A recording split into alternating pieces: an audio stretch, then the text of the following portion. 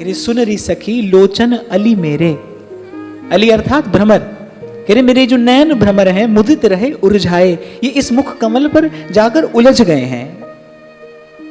भ्रमर का जो प्रेम है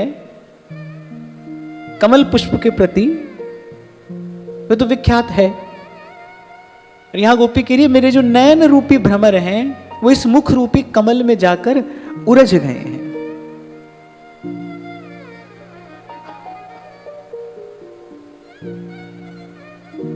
गोवर्धन धर अंग अंग पे,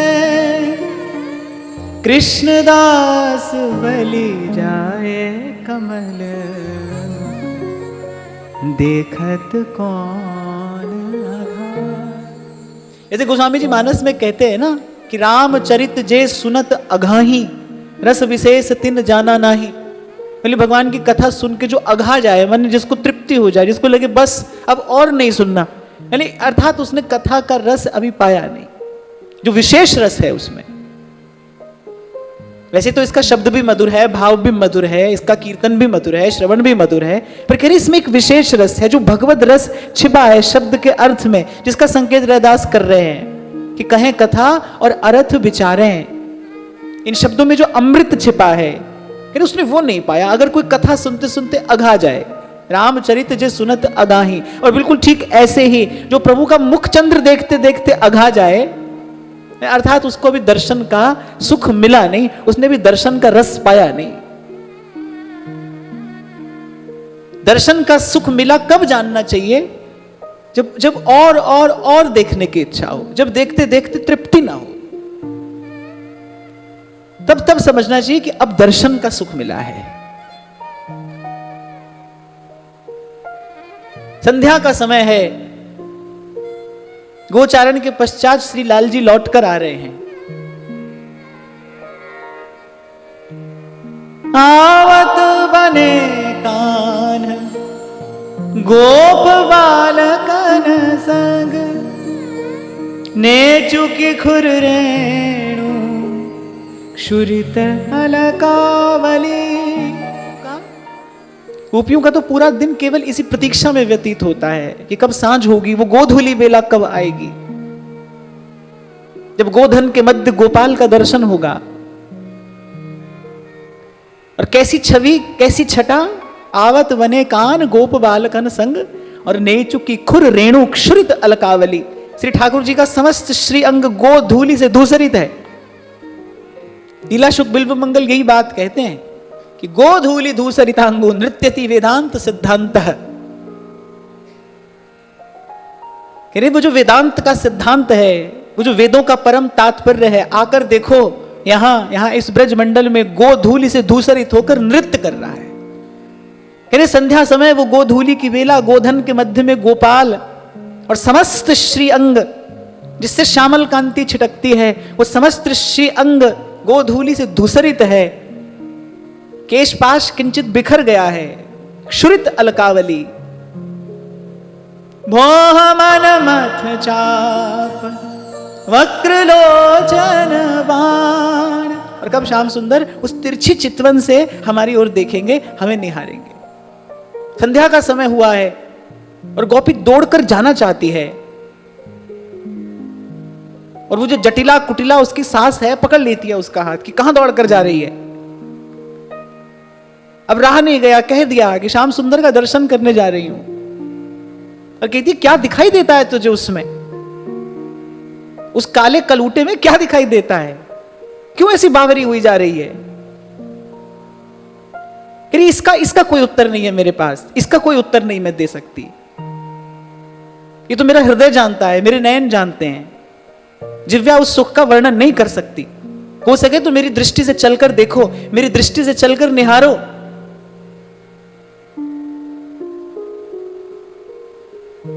कहती अगर एक और जन्म भी मिले ना, तो विधाता से यही विनती करेंगी कि श्याम सुंदर के मुख पर ये जो घुघराली अलक है ना, बस ये अलक मुझे बना देना।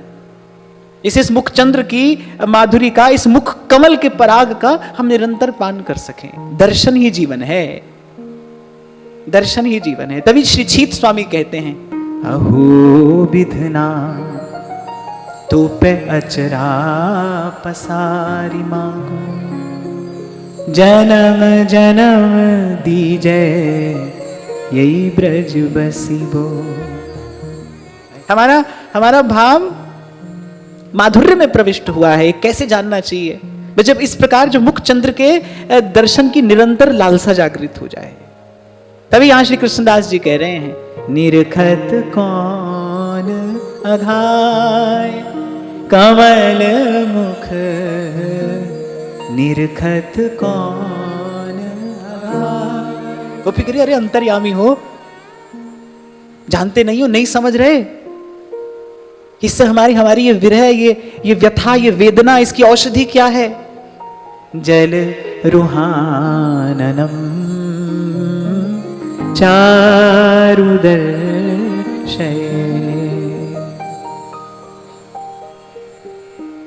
आगे गोपी कहती है,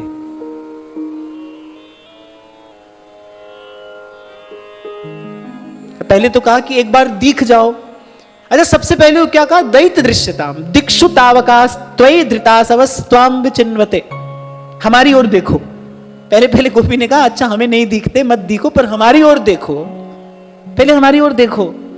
फिर कहा दर्शन दो। फिर कहा अच्छा ठीक है, हमारे मस्तक पर अपना कर कमल पधरा दो। फिर थोड़ा एक पग और बढ़ी आगे गोपी और कहा जल रुहाननम चारु दर्शय। आप अपने उस सस्मित वदन का हमें दर्शन कराओ, मुझे आपके मुखमंडल की जो माधुरी है उस रस का हम पान करना चाहती हैं। कहने का यहां तात्पर्य यह है कि कुछ देर आपको एकटक बैठकर निहारना चाहती हैं। उससे पहले क्या कहा कि हमारे मस्तक पर अपना कर कमल पधरा दो। वो तो दूर से भी किया जा सकता है कार्य, बस कर कमल का स्पर्श कराया और चले गए। कह रही ना इतने से काम नहीं चलेगा। जल रुहाननम चारु दर्शय। कहीं ऐसा ना हो जाए कि उसके बाद हम फिर गाती फिरें, न जी भर के देखा न कुछ बात की, बड़ी आरज़ू थी मुलाकात की। जल रुहाननम चारु दर्शय। कुछ देर एक टक बैठकर आपके उस मुख चंद्र की चंद्रिका का, उस माधुरी का हम पान करना चाहती हैं। हमारे नयन चकोर त्रिषित व्याकुल हो रहे हैं। अच्छा, दर्शन की आसक्ति भी है और दर्शन में अनन्यता भी है। जैसे श्री मीराबाई सा कह रही ना, जाके सिर मोर मुकुट मेरो पति सोई।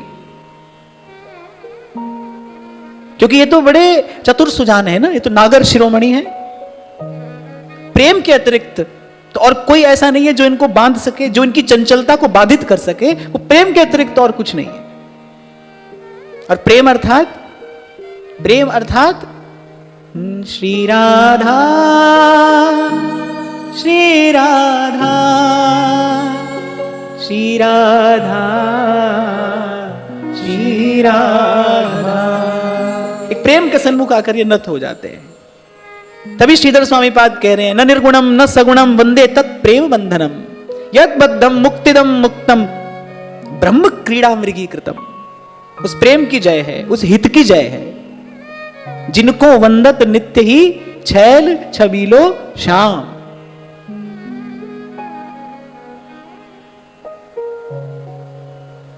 राम ही केवल प्रेम प्यारा, प्रेम प्यारा। मैं ये कह रहा था कि बड़े चतुर सुजान हैं। अगर कोई केवल कहे ना भगवान हमें दर्शन दो, तो फिर तो वामन भी भगवान है, नृसिंह भी भगवान है, किसी का भी दर्शन हो जाए।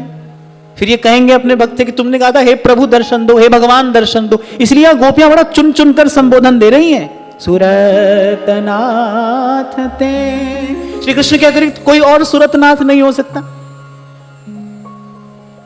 श्री कृष्ण के अतिरिक्त और कोई सुरतनाथ न है, न हो सकता है। वीर ऋषभ सुरतनाथ, सखा कांत, ये सब संबोधन श्री कृष्ण के लिए ही प्रयोग किए जा सकते हैं। अन्य सब अवतारों में आप देखेंगे ऐश्वर्य का आवरण है। जीव की अपनी एक सीमा है, वो एक सीमा तक ही जा सकता है, वहीं तक स्तुति कर सकता है, वहीं तक प्रार्थना कर सकता है। कान मरोड़कर, गाल खींचकर गले लगा लेना, ये अन्य किसी अवतार में संभव थोड़ी है। भली प्रकार से प्रेम रस का दान करने वाले तो श्री कृष्ण ही हैं। ये तो स्वीकार करना ही पड़ेगा। इसलिए जब जब किसी छवि को भी हृदय में बसाने की बात आई है तो रसिकों ने बहुत स्पष्ट लिखा है कौन सी छवि पधारी है, विराजी है, ताकि आपके निकट, आपके श्री चरणों के निकट बैठकर आपके मुख चंद्र की माधुरी का हम पान कर सके हैं। थोड़ी अटपटी बात है पर कह रहा हूं मैं,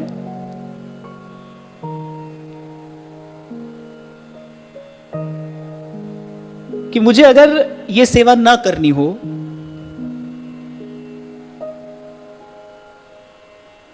फिर मैं तो सच में भूल ही जाऊं कि आपका कौन अवतार हुआ नहीं हुआ, कहां हुआ, क्यों हुआ, हमको क्या लेना देना है भाई। हमारा तो यहीं से हृदय तृप्त हो गया।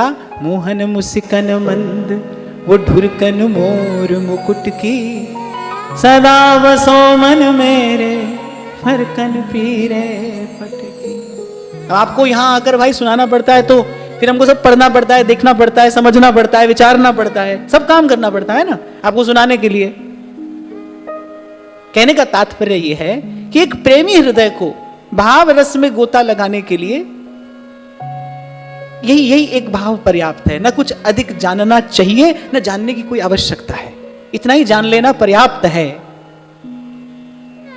कि हम तुम्हारे थे, तुम्हारे हैं और तुम्हारे रहेंगे। तुम हमारे थे, हमारे हो और हमारे रहोगे। बहुत बड़ी बात गोपी ने कही, भज सखे भव। हे प्राण सखा, आप हमारा भजन करिए। मैंने आपको निवेदन किया था कि जहां मिलने की संभावना न हो वहां पर याचना नहीं की जाती और नहीं करनी चाहिए। गोपियां जानती हैं कि यहां हमारी ये याचना पूर्ण होगी, तभी वो ऐसी याचना कर रही हैं कि आप हमारा भजन करिए। भज सखे भवत। और कैसा भजन? क्योंकि हम आपकी सखियां हैं, आप हमारे प्राण सखा हैं। तो जैसे हम आपका सेवन करती हैं ऐसे आप हमारा सेवन करिए। और मैंने स्पष्ट किया था, सेवा अर्थात सेवा का अर्थ क्या है, सेवा का प्रयोजन क्या है, सेवा का साफल्य क्या है, क्या सेवा क्यों? मैं जिसमें सेवे को सुख हो। तो गोपियां कह रही हैं हम वो सेवा करें जिससे आपको सुख हो, आप वो सेवा करें जिससे हमें सुख हो। और हमारा सुख तो केवल आपका दर्शन है। आप मंद मंद मुस्कुराते अपने नयन कोरों से उस प्रेम रस का वर्षण करते, बस हमारे सन्मुख हो जाइए। जल रुहाननम चारु दर्शय। फिर कह रही है, प्रणत देहिनाम पाप कर्षणम तृणचरारुगम श्रीनिकेतनम फणिफणार्पितम ते पदाम्बुजम कृणुकुचेषु नः कृन्दिरिच्छयम्।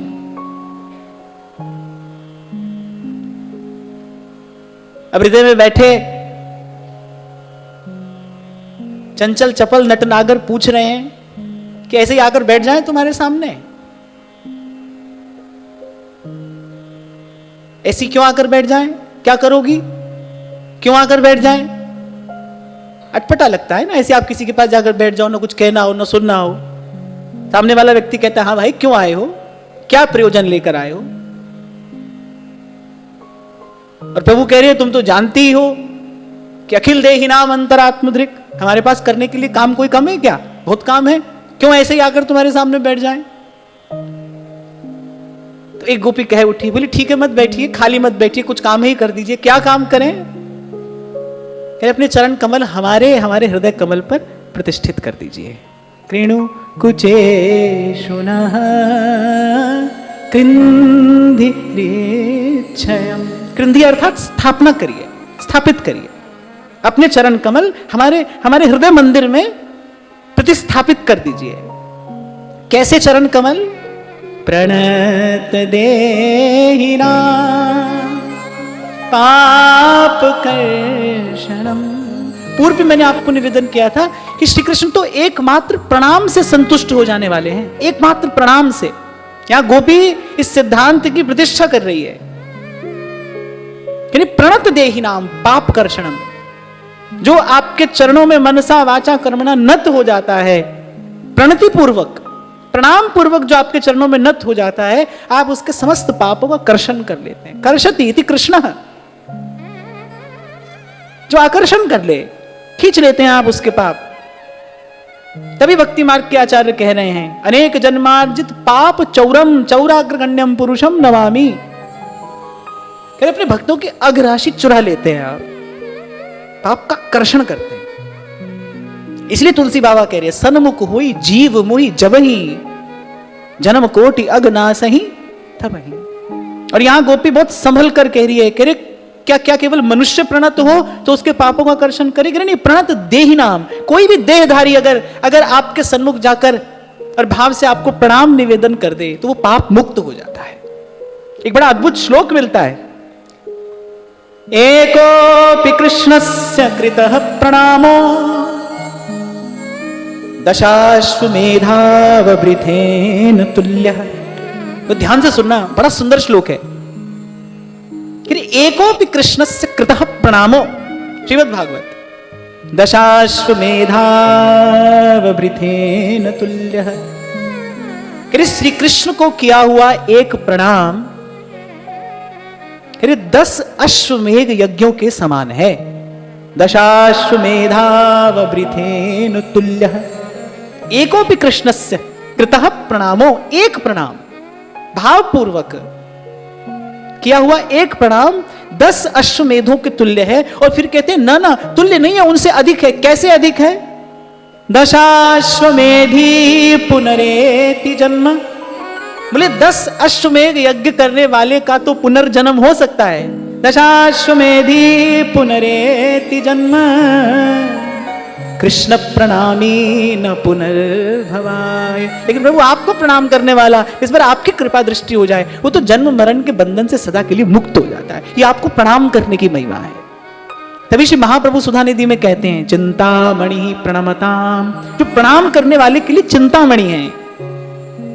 श्री प्रिया जी का रस वैभव क्या है कि जो प्रणाम करने वाले के लिए चिंतामणि है, जो प्रणाम करने वाले की ही समस्त कामनाएं पूर्ण करती है। कामदम, यहां श्री कृष्ण को ये प्रणाम करने की महिमा है। एकोपि कृष्णस्य कृतः प्रणामो दशाश्वमेधावृथेन तुल्यः, दशाश्वमेधी पुनरेति जन्म, कृष्ण प्रणामी न पुनर्भवाय। मैं आपको अपना एक अनुभव कह रहा हूं, काम का है, आपके काम आ सकता है। कभी मन अति चंचल हो रहा हो, मन में उच्चाटन हो, मन अति चंचल हो रहा हो, किसी भी प्रकार से आप न लगा पा रहे हो साधन में मन को, सब छोड़कर बस अंजलि पर मस्तक रखकर प्रभु को प्रणाम करिए। कहिए मुख से कि आपको बार बार प्रणाम है, प्रणाम है, प्रणाम है। ये जो प्रणाम है ये जीवन में मंगल का आधान करने वाला है। गोपी कह रही है, प्रणत देहिना पाप कर्षणम। क्यों होता है मन में उच्चाटन? क्यों मन चंचल होता है? क्यों मन उत्तप्त होता है? पूर्व के पाप के कारण ही तो ना। तुलसी बाबा कह रहे हैं ना, तुलसी पिछले पाप ते हरि चर्चा न सुहात। पूर्व का कोई बड़ा भारी पाप उदय होता है ना, तो मन भजन से विमुख हो जाता है, तब मन उच्चाटन को प्राप्त होता है। आपने देखा होगा कभी किसी को सर्प काट जाए तो कुछ ऐसे लोग होते हैं जिनके पास वो विद्या होती है कि उस अंग को बहुत कसकर बांध देते हैं और फिर अपने मुख से वो सारा विष खींच लेते हैं। जैसे विष खींचते हैं व्यक्ति धीरे धीरे स्वस्थ हो जाता है। ऐसे जब पाप बहुत बढ़ता है, मन उच्चाटन को प्राप्त हो, मन किसी भी प्रकार से साधन में न लग रहा हो, तो बस श्री कृष्ण के सन्मुख जाकर श्री कृष्ण को प्रणाम करिए, वो सब पाप खींच लेंगे और देखना मन धीरे धीरे स्वस्थ हो जाएगा। ये बड़ी काम की बात है ये, और मैंने तो अपने जीवन में इसका अनेक बार अनुभव किया है। हो जाता है कभी कभी मन बिना ही बात के हो जाता है, ऐसे उपरत हो जाता है भजन से। पूर्व का कोई कर्मफल आ जाता है सामने, न माला अच्छी लगे न कुछ और अच्छा लगे, कुछ मत करिए, सब छोड़कर ऐसे अंजलि पर मस्तक किए और विनय भक्ति के साथ ऐसे श्री भगवान को बारंबार प्रणाम है, बारंबार प्रणाम। मैं इसके साथ एक और भी बात आपको निवेदन करूं, जब कोई भाव से प्रणाम करने के लिए झुकता है ना, जब कोई भाव से प्रणाम करने के लिए झुकता है तो एक प्रकार से उसने द्वार खोल दिया है। ऐसे अंग्रेजी में कहते हैं ना, now the person is receptive. अब उसमें ग्रहण करने की क्षमता है। इस समग्र अस्तित्व में अनंत अनंत दिव्य चेतनाएं सदा ही यत्र तत्र गमन करती हैं। आपके आसपास सकारात्मक और नकारात्मक ऊर्जा हमेशा ही रहती है, हमेशा रहती है। इस बात को अनेक अनेक महापुरुषों ने अनेक अनेक शब्दों से कहा है। बड़ी भारी महिमा है प्रणाम की। जब आप प्रणाम करते हैं, आप द्वार खोल देते हैं, आप जान भी नहीं पाएंगे, और बस उसी समय यत्र तत्र जो आपके आसपास कोई दिव्य चेतना होगी और वो आपको आशीर्वाद देकर चली जाएगी। इसलिए हमारी भारतीय संस्कृति में तो सर्वाधिक महिमा है प्रणाम की है। कोई भी श्रेष्ठ हो, आदरणीय हो, गुरुजन हो, प्रभु हो, हमारे यहां तो सबसे पहली क्रिया क्या है? प्रणाम। प्रणाम, बड़ी भारी महिमा है प्रणाम की। और आप इसको ऐसे कोई कोरी भाव भावना ना समझना। अनेक अनेक महापुरुषों ने इसका अनुभव किया है कि हमारे आसपास अनेक अनेक दिव्य चेतनाएं रहती हैं। जब आप प्रणाम करते हैं, उस समय आप पात्र हो जाते हैं, आप द्वार खोल देते हैं, आप में वो ग्रहण करने की क्षमता उपस्थित हो जाती है। झुकते ही गुरुदास जी कह रहे हैं ना, शीस धरे जब चरण तर, तब पहुंचे कर माई, सबते ऊंचो प्रेम फल। कैसे पई होता है? जब कोई झुकता है, जब कोई झुकता है तो वो प्रेम का, आशीर्वाद का पात्र हो जाता है। झुकना ही आपको पात्र बनाता है, झुकना ही आपको पात्र बनाता है। और फिर श्री कृष्ण के सन्मुख यदि नत हो, फिर तो क्या कहना है? क्यों? क्योंकि ये कैसे हैं? प्रणत देहिना पाप कर्षणम। रोम रोम पुलकित होता है ये श्लोक पढ़कर। दशाश्वमेधी पुनरेति जन्म, कृष्ण प्रणामी न पुनर्भवाय। और 10 अश्वमेघ यज्ञ करने वाले का तो पुनर्जन्म हो सकता है, क्योंकि यज्ञ का फल तो पुण्य है ना। पुण्य भोग करके जीव फिर आता है संस्कृति में।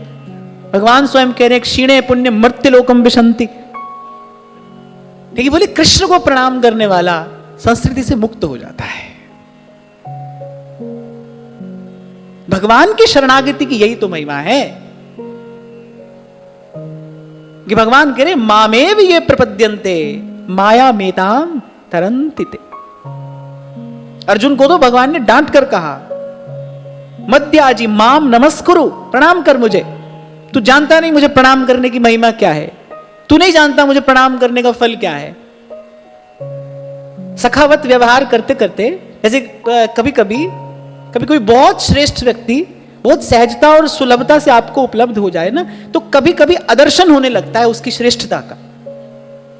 कभी कभी थोड़ी देर के लिए हम भूल जाते हैं कि व्यक्ति कौन है, इसकी सामर्थ्य क्या है। आदर्शन हो जाता है उसकी श्रेष्ठता का। ऐसे ठाकुर जी ने कहा कि मैं बन गया ना तेरे रथ का सारथी, तो तू भूल गया है कि मैं कौन हूं। अरे अरे मुझे प्रणाम कर, तू जानता नहीं मुझे प्रणाम करने की महिमा क्या है। मत भक्ता मद्याजी माम नमस्कुरु। ऐसा दयालु कौन होगा? कौन होगा ऐसा दयालु, ऐसा कृपालु, तो किसी भी प्रकार से अपने जन की सदा रखवाली करे। तो गोपी कह रही है आपके वो चरण कमल, वो हमारे हृदय पर पधराइए। पाप कर्षणम, ये अद्भुत क्षमता है आपके चरणारविंद की, सामर्थ्य है। जब जब प्रभु को प्रणाम करें, तब तक इसी भाव से प्रणाम करें कि मैं एक ऐसी धारा में गोता लगा रहा हूं जिसमें अवगाहन करने के बाद मैं शुद्ध हो जाऊंगा, निर्मल हो जाऊंगा। मैं आपसे कई बार कहता हूं ना भाई, सारी महिमा तो भाव की है ना।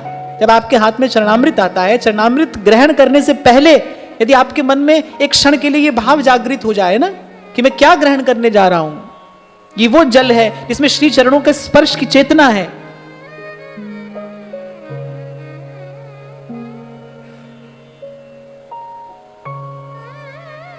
चरणामृत की महिमा क्या है? शास्त्र कहता है अकाल मृत्यु हरणम सर्व व्याधि विनाशनम। ये चरणामृत की सामर्थ्य है कि अकाल मृत्यु हरणम सर्व व्याधि विनाशनम। विष्णु पादोदकम पीत्वा फिर पुनर्जन्म न भवेत।